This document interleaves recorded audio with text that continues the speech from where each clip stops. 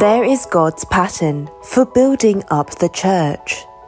It involves equipping the saints through the shepherd, enabling them to serve, which results in the stable building up of the Lord's body. What happens to a church that follows this pattern? Firstly, saints become united in the content of faith. Secondly, they become united in fellowship with God. Thirdly, they become united in the fulfillment of spiritual maturity. Moreover, there is an even more important characteristic. The saints solidly stand on the truth of the gospel. One of the greatest threats to the church is believers being deceived by the false gospel preached by false teachers. Such deception not only destroys an individual spirit, but also contaminates the entire church. Paul wrote in his letter to the Ephesian Church, "Till we all come to the unity of the faith and of the knowledge of the Son of God, to a perfect man, the measure of the stature of the fullness of Christ, that we should no longer be children, tossed to and from and carried about with every wind of doctrine, by the trickery of men, in the cunning craftiness of deceitful plotting." Trickery of men, deceitful scheming.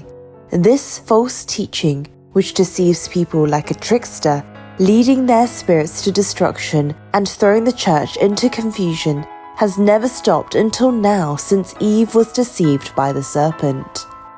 If saints cannot anchor themselves in the truth, or if they constantly seek something new rather than obeying the truth because they have itching ears, if they cannot grow beyond the spiritual level of children when false teaching penetrates, they will be unable to discern or resist it.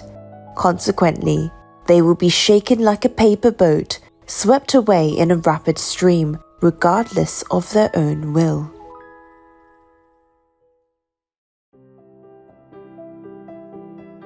What is the reason that such false teachings arise? It can occur when an individual who interprets the Bible lacks sufficient knowledge. Such incidents also happen due to those who neglect the responsibility to study the Bible within the theological framework shared by Christians over the past 2,000 years. Above all, what is most serious is that it occurs when false teachers arbitrarily interpret the Bible to benefit themselves and preach it, leading to a new fad. Initially, the distortions of truth by these false teachers may seem to have little impact. However, since our doctrinal system of faith has been organically connected and composed through various teachings, distortions in one part can eventually lead to a corruption of the entire doctrine over time. To protect the church from such threats and make saints grow into perfect individuals who never waver in any situation, God has established a shepherd in each church to teach them. Therefore, saints should strive to grow solidly within the truth of the gospel by receiving the shepherd's teachings. We should all cherish the church's efforts over the past 2,000 years to fight for protecting the gospel from false teachings.